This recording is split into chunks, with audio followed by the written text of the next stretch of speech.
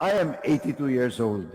At 71, I think Boy died too young, and I'm sure he's laughing as I say this.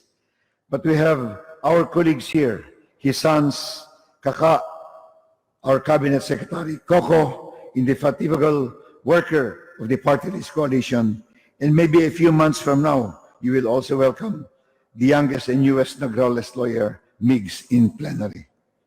Among his many accomplishments, the fact that Boy has ensured that the Nograles legacy remains intact, not only in Davao and Mindanao, but in his beloved Philippines, is the single most admirable thing he has done.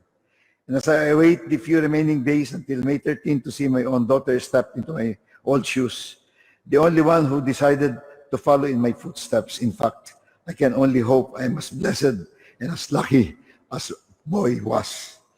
The Nograles name will always be etched in history as one of the strongest Mindanao families, with Boy as the trailblazer and patriarch.